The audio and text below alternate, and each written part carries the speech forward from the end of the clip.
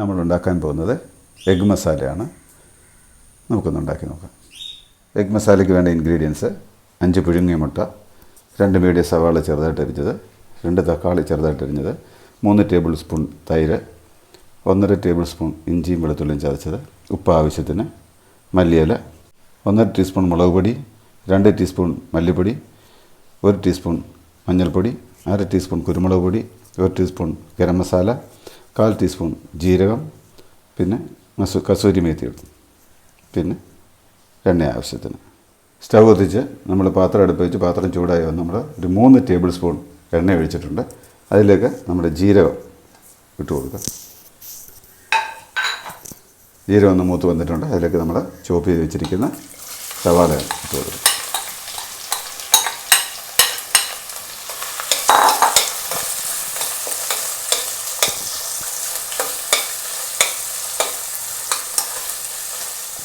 സവാളയുടെ കൂടെ ഞാൻ 1 ടീസ്പൂൺ ഉപ്പൂടി ഇട്ടിട്ടുണ്ട്.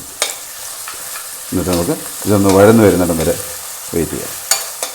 സവാള ഒന്ന് പകുതി വഴന്ന് വരുമ്പോഴത്തേക്ക് നമുക്ക് ഇഞ്ചിയും വെളുത്തുള്ളിയും കൂടെ ചതച്ചത് അതിലേക്ക് ഇടാം. അതുകൂടെ ഒന്ന് മൂത്ത് വരും. നമ്മുടെ സവാള ഏകദേശം മൂത്ത് വന്നിട്ടുണ്ട്. അതിലേക്ക് നമ്മൾ ചെറുതായിട്ട് അരിഞ്ഞ് വെച്ച തക്കാളി ഇട്ട് കൊടുക്കാം.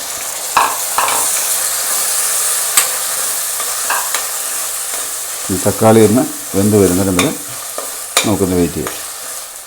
നമ്മുടെ സവാളയും തക്കാളിയും ഇഞ്ചിയും എല്ലാം കൂടെ വെന്ത് വന്നിട്ടുണ്ട്. ഇതിലേക്ക് നമുക്ക് മസാലകൾ ഓരോന്ന് ഇടാം. മുളക് പൊടി, മല്ലിപ്പൊടി, മഞ്ഞൾപ്പൊടി, കുരുമുളക് പൊടി, ഗരം മസാല.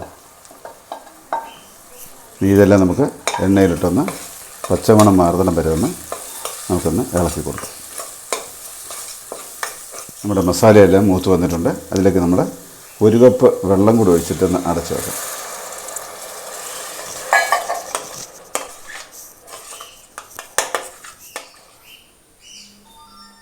നമ്മൾ ചെറുതീയിൽ അടച്ചു വെച്ച് 5 മിനിറ്റ് വേവിച്ചിട്ടുണ്ട്.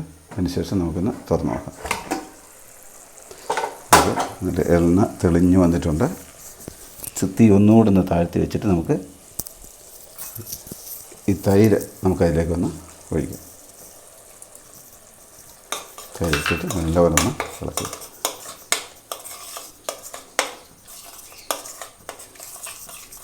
നല്ലപോലെ ഒന്ന് ഇളക്കി കൊടുത്തിട്ട് ഇനി ഒരു 2 മിനിറ്റ് കൂടെ നമുക്കൊന്ന് അടച്ചു വെച്ച്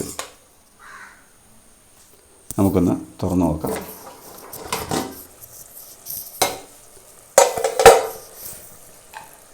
ശരിയായിട്ട് വന്നിട്ടുണ്ട്. നമുക്ക് അതിലേക്ക് പൊടിച്ച് വെച്ചിരിക്കുന്ന കസൂരി മേത്തി ഇടാം. അതിനുശേഷം നമ്മൾ പുഴുങ്ങിയ മുട്ട, ഒരു മുട്ട നമ്മൾ 8ആയിട്ട് കീറിയതാണ്, ചോപ്പ് ചെയ്ത് അതിലേക്ക് പതുക്കെ ഇടാം. കാരണം അധികം ഇളക്കരുത്, അതിൻ്റെ മഞ്ഞക്കൊരു ഉടഞ്ഞ് പോകും. പതുക്കെ ഒന്ന് ഇളക്കി കൊടുക്കും. നല്ല തിക്ക് ഗ്രേവി ആയിട്ടുണ്ട്. ആ മഞ്ഞക്കരുവിൻ്റെ കൂടെ ആ കറിയിലോട്ട് വരുമ്പോഴത്തേ അത് നല്ലൊരു കൊഴുപ്പായിട്ട് വരും. ഇനി നമുക്ക് അവസാനം ഇച്ചിരി മല്ലി ഇല അരിഞ്ഞത് വിതറിയെടുക്കാം.